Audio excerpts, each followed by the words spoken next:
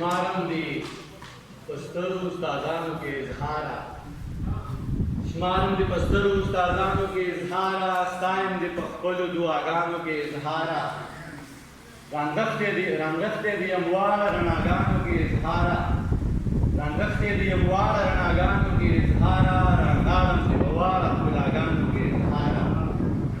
رنگختے دی اموال رناگانو کے اظہارا رنگارم دی بوال اقبلاگانو کے اظہارا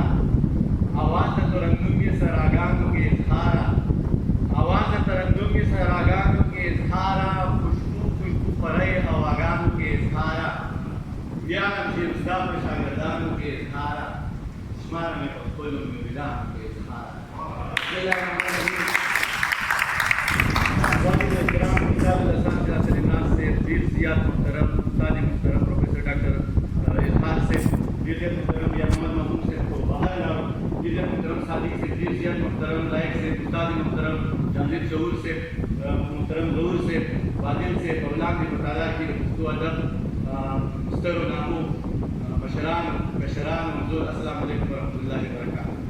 ټول وړاندې په زړه د قلم قافلې تنګیدي د زیاته مننه کوم چې زموږ په پروګرام یې را جوړ کړو بیا د دوی سختن مننه کوم شکریه د الله تعالی چې زه هم دې پروګرام ته راورسولم څه نظم مې نه دی لیکلی ځکه چې زه په سفر کوم وروسته تللی وم بیا کراچۍ د هغې نه بیا بلوچستان ته بیا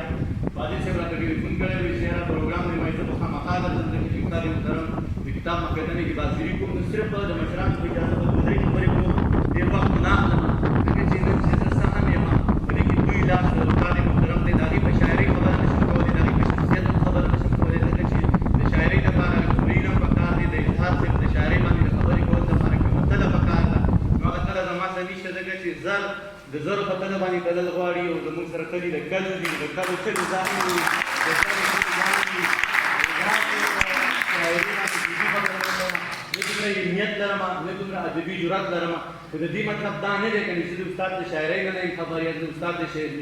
شخصیت نه یم خبر زه دا په فخر سره دا خبره کولی شم که شکیل نایاب صاحب وایي ممکن دی چې هغه زیات خبرې خو د هغې نه وروسته زه د استاد د شخصیت نه د استاد د شاعرۍ نه ډېر زیات خبرې مې استاد په اردو کې شعر لیکي استاد په پښتو کې شعر لیکي استاد هایکو هم لیکي استاد محترم نظمونه هم لیکي استاد محترم خطم لیکي استاد محترم غزل هم لیکي په هغې په د هغې باندې تنقیدي نظر دا زما د وس کار نه دی ګپ چې من استاد محترم بلارې شعرونه یاد کړي د هغې خو زه د هغې د شخصیت باره کې دوه خبرې کوم زه ډېر زیات خوشحاله یم چې زه دومره لوی شاعر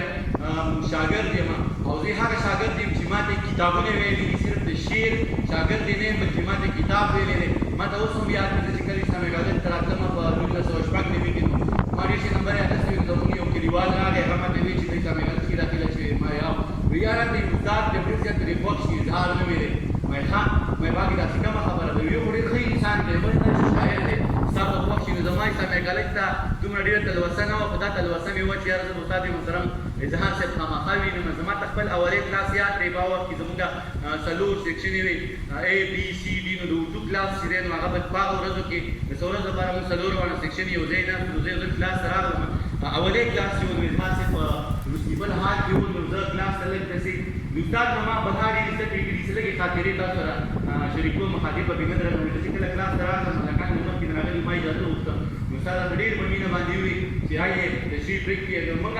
دستور دا لیکلی چې شاګرد تکلیف راشي نو استاد ورته ډېر غوسه کېږي زه پخپله ځم چې هغوی ورځ زما په اسلامي کالج کې یېرېدم هم ځکه چې داسې استادانو سره پاتې شوي چې کلاس ته لږ لیټ راتلل نو بیا ډېره زیاته بېعزتي کول استاد زما څه بېعزتي ونه کړه ما ته یې تشریف پرېږدي دغه لفظ زما باندې ډېر خوب ولګېده ما ته لکه د سټوډنټ ما ته ډېر غټ اعزاز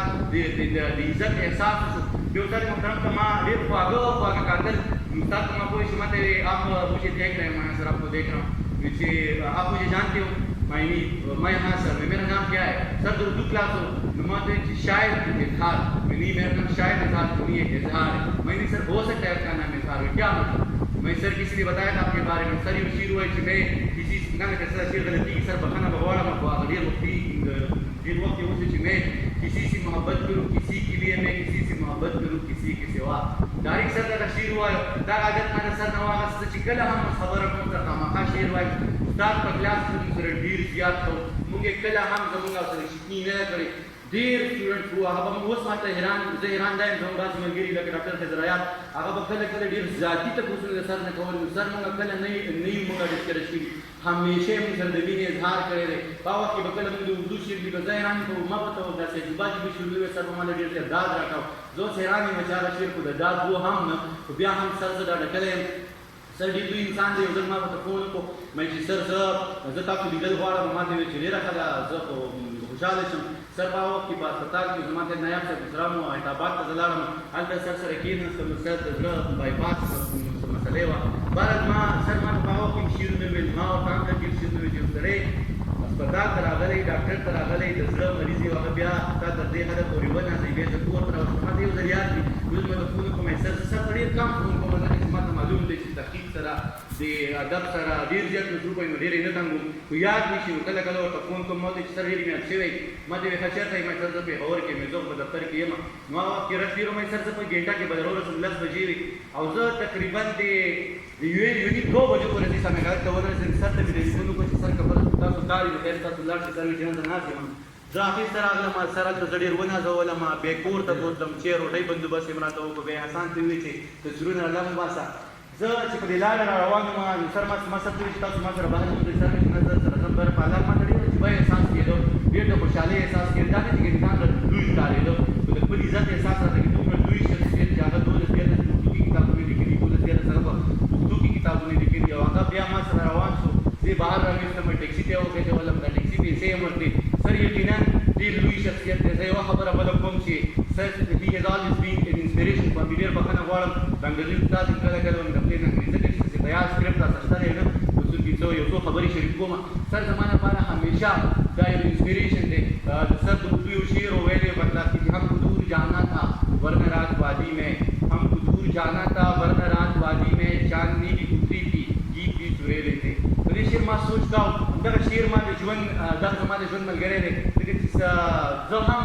ما هم یو لرې منزل ځان ته کېښودو اګر چې په لاره کې ښایسته ښایسته نغمې هم راغلې ښایسته ښایسته ښکلاګانې هم راغلې ښایسته ښایسته میتودونه هم راغله څو ډېر ښه کارونه هم راغله لږ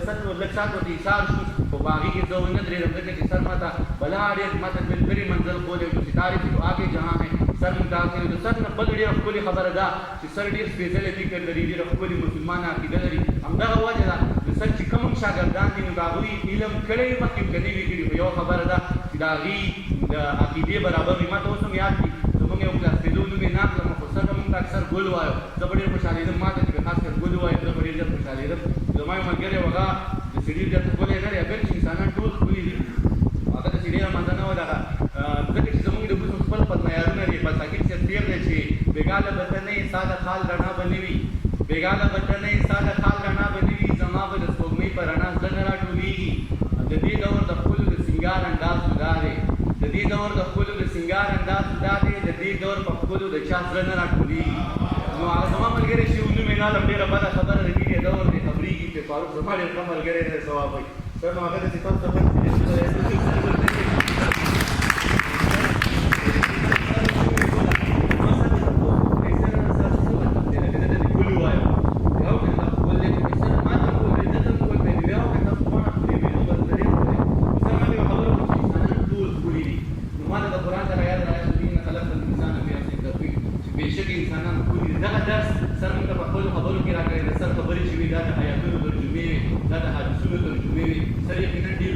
شخصیت دی زه که څومره هم وغواړم په سر باندې خبرې وکړم نو خبرې وکړی شم که زه باندې انصاف ونه کړم سر ډېر ښکلی شعر لیکي د سر شعرونه چې کوم دي دا چې کوم ادبي چوکاټ دی لکه د استعارو یا د ادبي چې کوم لوازمات دي دا بالکل په هغه چوکاټ کې ډېر ښکلی شعر لیکي بعض اشتهارات یا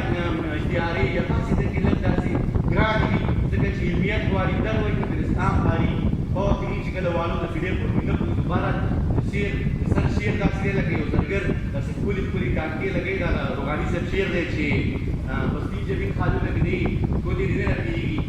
د سیند جبین خالو نږدې ګوتې دې نه رپېږي زما په زړه داغو نږدې ګوتې دې نه رپېږي او د زرګر تا کې جوړې وینه په ټوپونه نه ده د چا په حال لالو نږدې ګوتې دې نه رپېږي سر چې د شعرونو په حالونو باندې په لالونو باندې ګوتې ږدي نو ګوتې یې نه رپېږي صحیح صحیح ټانکې لګوي سر موږ د خبرو چل راښودلی دی ځکه چې سر شعر دی چې د خاموشۍ ګڼې معنی وي شونډې در پرانیزه د خاموشۍ ګڼې معنی وي شونډې الفت وي نو اظهار به کوي ستاسو ځاګانې در بخمه خو یو کار به کوي زه چې د زړه زخمونه ښایم انکار به کوي د خاموشۍ ګڼې معنی وي د خاموشۍ ګڼې معنی وي شونډې زر پرانیزه که اراده دې د الفت وي نو اظهار به کوي سر همیشه موږ ته په کلاس کې د خبرو چل راښولی دی موږ یې کله هم نه یو میشته کې مې سر ډېره زیاته مننه کوم ستاسو هم چې دومره ادب ته مو ډېر زیات خدمت وکړو استاد محترم امام محمود صاحب راغی هغې ته هم د کتاب په چاپ کېدو باندې مبارکي زه بخښنه غواړم سر په کار وه چې ما پې نظم لیکلی وی خو چونکې زه په سفر کې وم ډېر لرې تللی وم وروسته مې بیا رالو کراچۍ ته بیا بلوچستان ته بیا په لاره باندې نو کتاب مې نه دی لوستی اول کې مې بوز نه شو په پیمانه کولی په هغه وخت کې انصاف مې نه شو کولی د خپلې خبرې په صرف په تازه خپلو ددي شعرونو باندې ختموم چې زما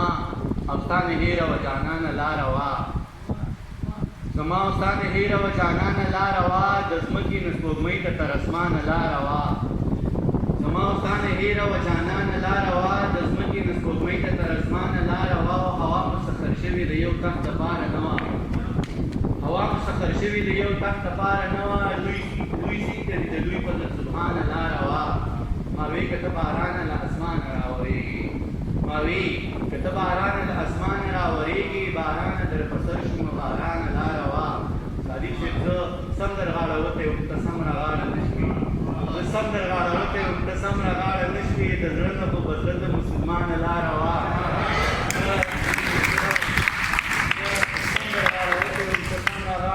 او د زړه نه خو به زړه ته مسلمانه لاره وه او د مینې انتها وه سر د مینې انتها وه زه به څنګه پاتې کېدم د مینې انتها وه زه به څنګه پاتې کېدم دا نشه ګڼې خو چې ګرانه لاره ډېر